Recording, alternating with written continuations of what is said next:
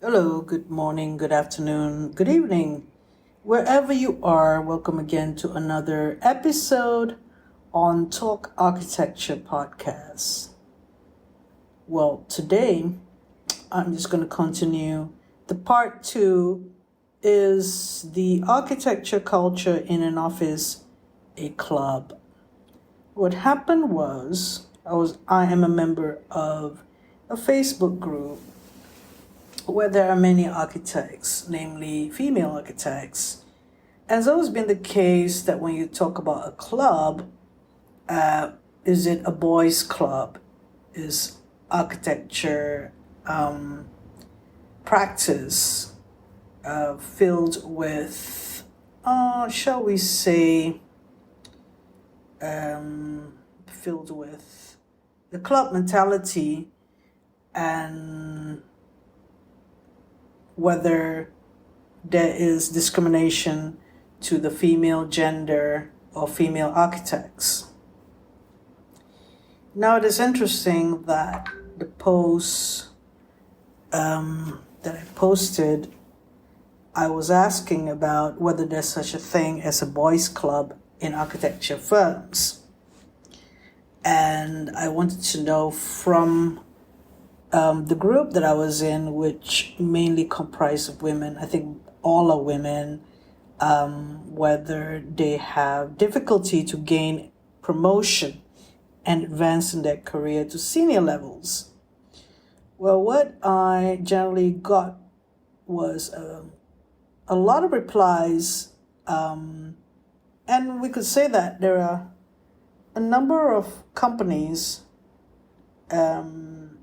that do have a glass ceiling when it comes to promotion, and that women architects and that those companies felt that strongly that they can't get beyond that glass ceiling to be a senior member and decided to leave. There are also companies that are very good at promoting women architects. So when we talk about companies that, an example, of a company that is promoting women architects, they would mention that quite a number, like 4 to 6 of the leaders are female, and 40% of the owners and principals are women, and they value work-life balance, so women return and stay after having babies, and so needing women in leadership to be understanding of the requirements or the needs of other women architects. So this is one example of a reply that I got. In contrast to another that says that there is a strong boys' club in the company that this person is employed in and in the client pool.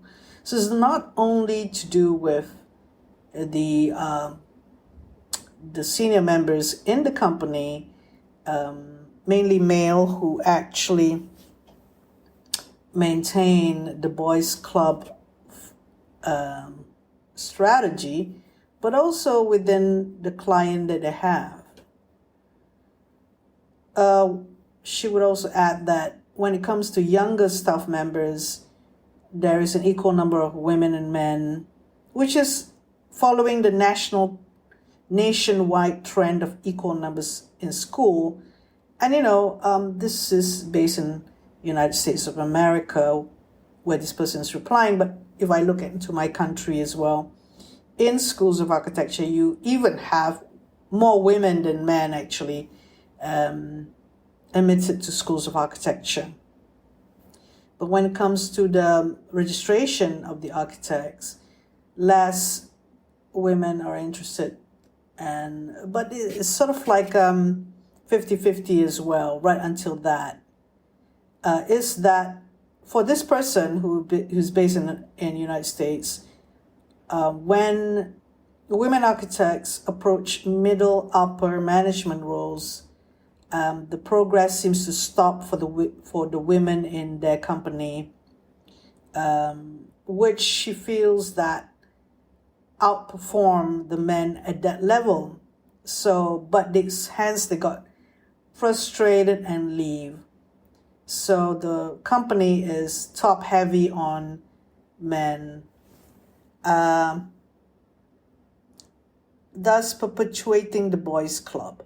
So that is the opinion of one person. I'm not saying that everywhere is like that, but there are people who agree with this person. So myself, having some short stint in practicing architecture, where I come from in Malaysia, I noticed that a particular section of an office, which is one of the biggest company in Malaysia, that the women, when it comes to 35 years old and above, there are no women, and there are no women associates, but that's only one section of the whole company. Elsewhere, you can find more possibilities of women advancing. So yeah, when I was there, I noticed that these women decided to work elsewhere when they reach a certain age. So it is above the age of 30 when women architects, many of which decided to also raise families, would decide on a more favorable architecture company,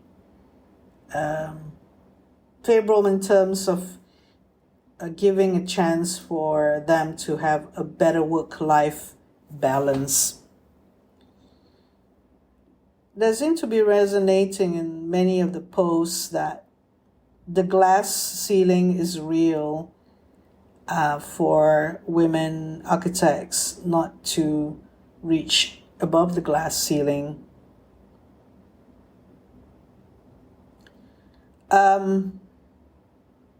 So many of them opted out in being self-employed, and they're happy about it,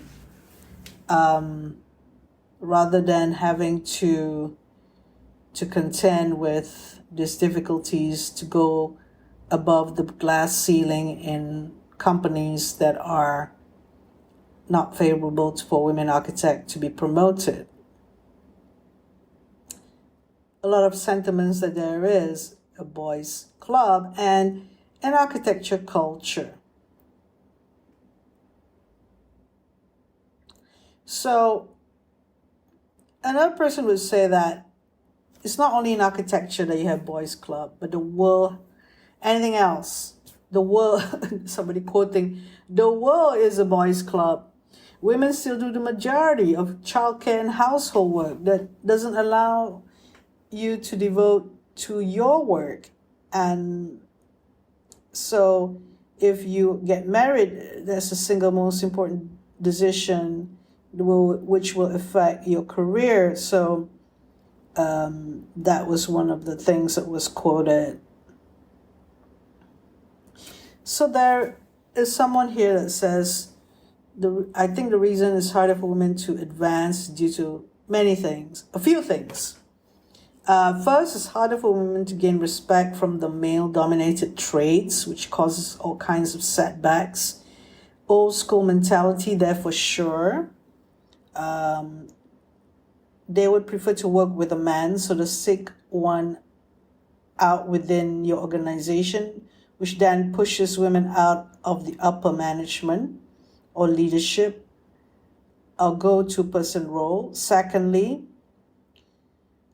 schools of architecture are not giving enough training on construction training, which perpetuate the first issue that was mentioned. A lot of men in the industry have done some type of hands-on construction work, or they seem to be more easily able to get training in the field by the trades due to the same type of what she felt was a discrimination mentioned earlier. So, which is a setback to the women's career, meaning that for a women architect who need to be holistic or jack of all trades, meaning able to do construction work and have an experience on that, it seems that they don't have the chance. When they were in school, they were not taught about it, and in the industry, they're not given the chance to be experiencing that part, which make them less knowledgeable in that part. So another quote is, the men in the non-design leadership roles rarely come to her, who is a female architect, with questions. They definitely consider the male architectural designers the initial go-to people, which is annoying, considering that she has a lot more knowledge and experience in certain areas of design than the said male co-workers. When she brings up like design issues, the male non-designer leadership team tends to brush it off, which they think they know best, and frustrating for her. Excuse me. So definitely a real example that this person experienced and recounted in the Facebook group, which I'm all giving anonymity to them, and I think they would appreciate me mentioning this in this podcast. It seems such a familiar thing what this particular person is saying. With the little architectural practice experience that I had, I can understand that happens. And especially for someone who is more experienced, who could be as competitive or as knowledgeable as the male counterpart, and getting brushed off like that. And it adds up to the annoyance and irritability that goes on consistently. And this depends on how the leadership or those on leadership positions would be hearing out these issues. I have discussed with a director who is a female architect on how she tries to protect the women architects in a company, even creating a section for them. I need to find out more, obviously, why in the office itself you need to create a section for female architects. Maybe the interactions would be much more easily done. And maybe to the day-to-day, considering what they have to go through and maybe lessening the problems. But it's just me speculating on why that is the case of separating female architects in the office. Obviously, in architecture practices, all sorts of things, who gets the job and how they go and deal with the job, whether they need to deal with it in a team in the office. The office is one thing, then there is the interaction with the consulting team members that they would meet. When I was practicing, the other consulting team members could be male or female, engineers and quantity surveyors and contractors, or suppliers. And it doesn't matter to me their gender. And what it is that you need to know your own stuff. But it seems very unreasonable if you know your stuff and you get discriminated in terms of gender. So it's really a wild thing to me if this happens. But from this Facebook group, I can get, it's a discerning, I mean, it's really telling what is being said here. Someone said that 100% that is a boys' club. It's not the lack to the ability to get in, it's the lack of the ability for them to ever see you more than an intern, despite how long you've been there, or despite you supervising others. It's very, very frustrating in here. Getting some frustrated vibes.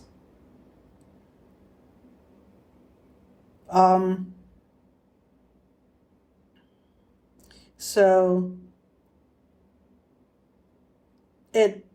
there is an example where in a company, most women left after 5 to 7 years because it's very much well known as a boys' club.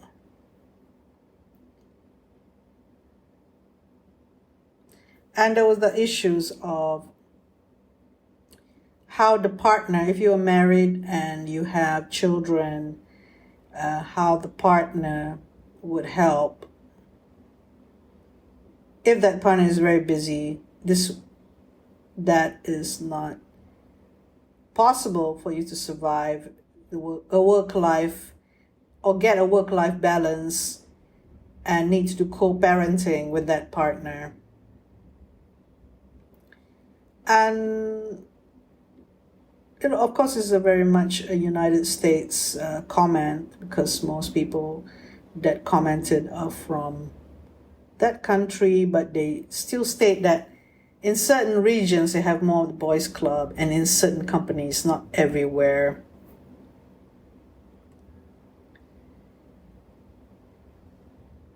So somebody said that they are a female partner themselves. So the firm is about 70% female, where they expect this to change as the numbers of women staying in architecture to go up, meaning that there'll be more and more female architects in her company. Another said glass ceilings and boys' club are so real. And she also mentioned that university-based cliques and hires are a huge thing. And as a woman who did not go to a local university, also has no family connection into any company and doesn't desire to in a large nationwide firms, and who had children young, she felt that it has been a huge battle for her. And although she has succeeded now to find the best place that she could work at, it has been a struggle for her, who did not have these connections. It also implied that some women who have connections based on a university connection. So I asked this person about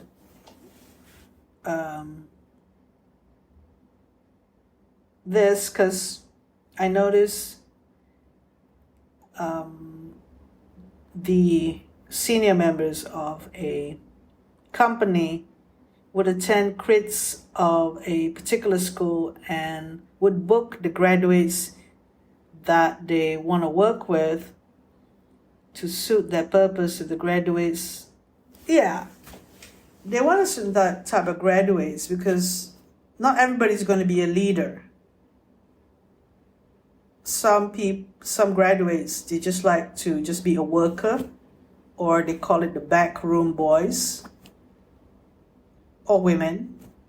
So they would go to a university where they're very talented in terms of drawing, but they may not necessarily be talented in other skills, verbal skills, or pitching skills. so they could grow with the company, being skilled at being an illustrator, a graphic designer or renderer, or good at the digital applications. But the person who I was commenting on when they mentioned university connections was explaining it's not entirely that she meant, but all in all, I was thinking that there is a connection with universities and the status quo in universities to have a certain type of graduates coming out of university to ensure a steady pool of employable people for some architecture companies that suit their purpose. Well, the rest of the Facebook posts resonated with what I've said earlier about Boys Club, but I did post in the beginning suggesting a Boys Club. Now,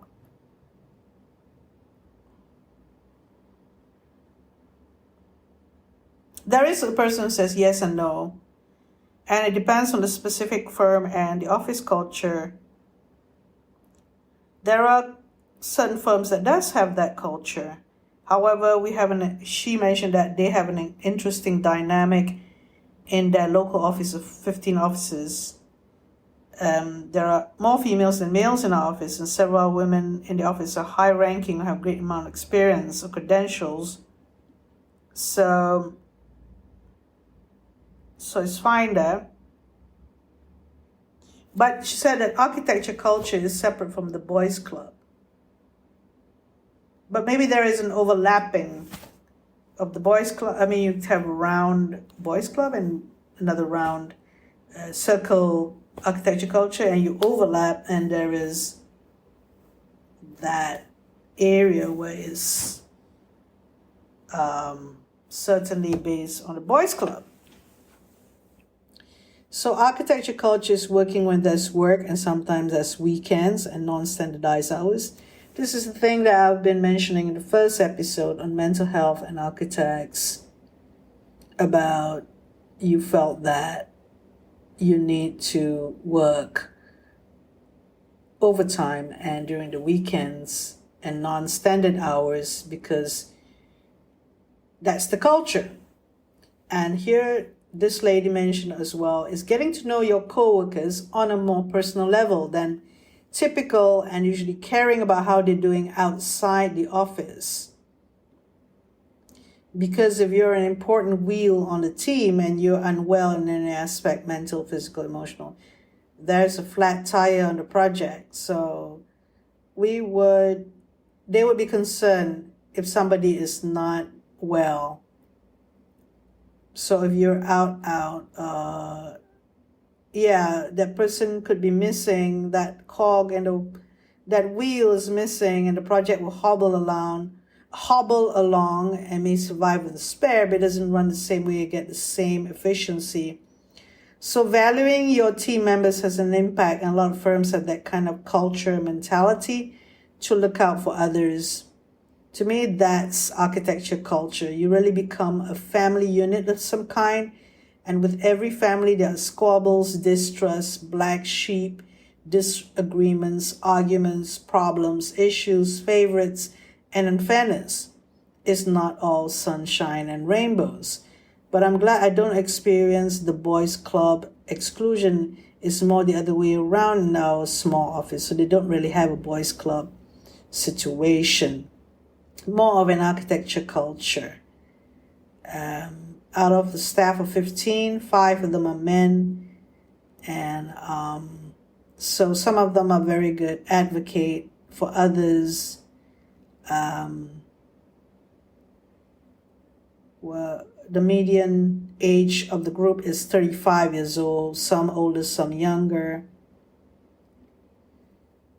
overall in the company that she has, the old mentality still lingers, but strong women advocating better culture, it remains in the shadows. So the old mentality is still in the shadows. Being sensitive to what's happening, maybe this architect relate about how she feels, but the architecture culture is a real thing, because not everybody is, you have people working in teams, so you can't really be working alone, and there are people who, if they're feeling poorly or they're not up to it, then others will get to know about it. That's the way that this person looks at architecture culture.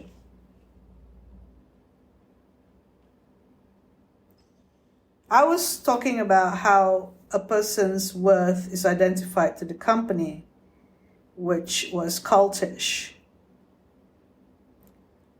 and that you believe in how special being in that company is, and therefore you work your socks off because of how special that company. And the idea that you're part of the family in that way, working the extra mile. I get what she mean about, at the end of the day, if you're in it, if you want it to be in it, then you're in it. That's the way it is. What else can you say? Working overtime and working in the weekends is part of being in that architecture company.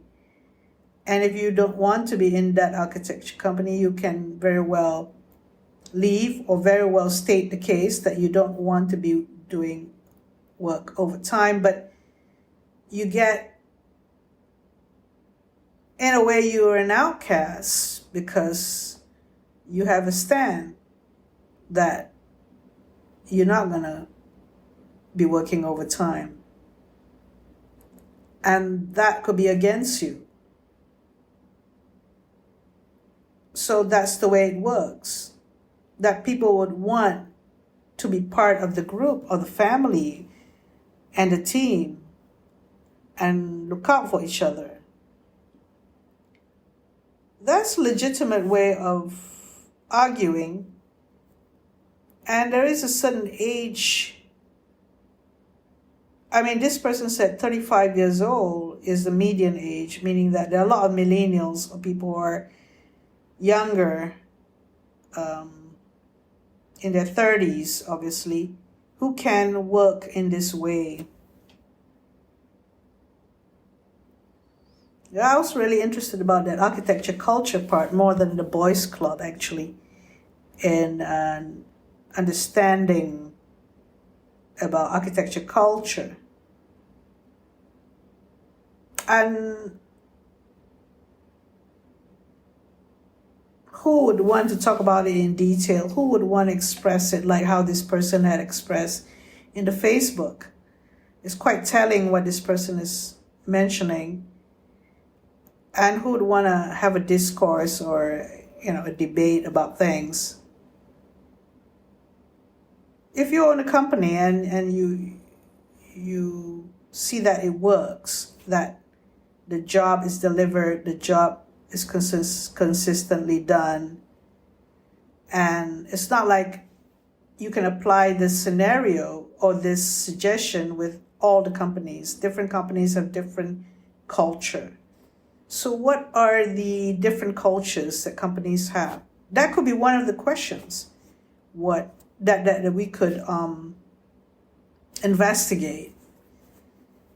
I mean, this is, if you look at what I'm saying in terms of a research or a research project, after a while, I could safely pose this question to start a basic research question, which in any PhD course or even master's dissertation would partake in. What are the different architecture culture that exists in architecture companies? only through interview, and maybe some will be anonymous, where people would relate their tendencies, meaning that in an architecture company, at the end of the day, you have to deal with contracts, and you have to do in a legal manner and fashion. You don't want to be sued by the client, and you want to be professional about it. Then you have teams, design teams, and working drawing or production teams to finish the job. And if you want to look into companies, how big a company you're looking at, and how do you want them, which company, what type of company, and how they conduct or manage the company in terms of the teams.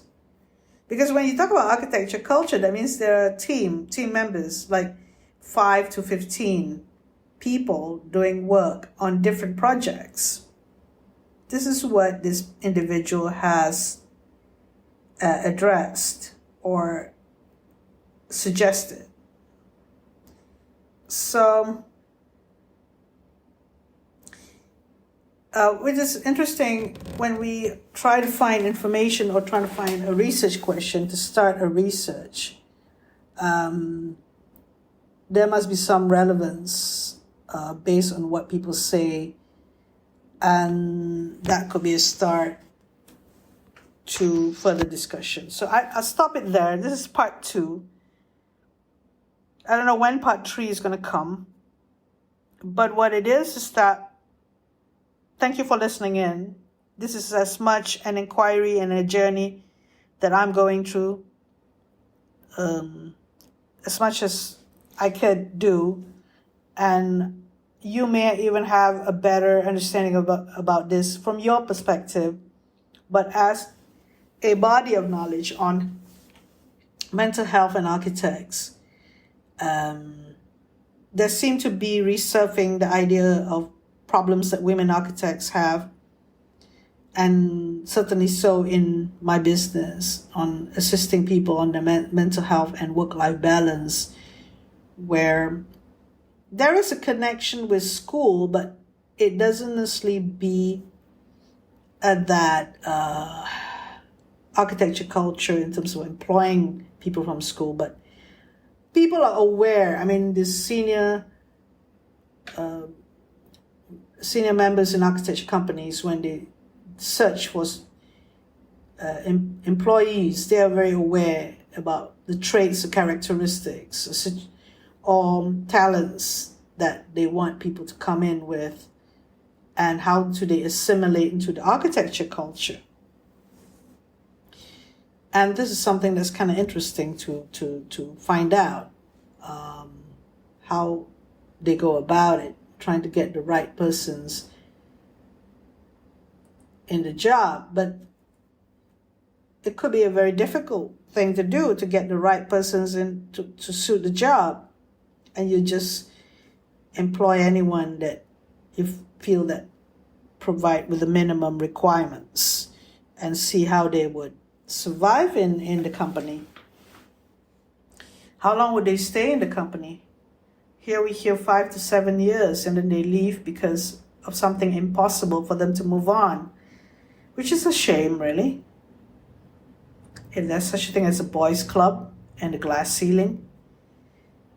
So it gives me an incentive to further look into the points that I've raised. Thank you very much for listening into this episode.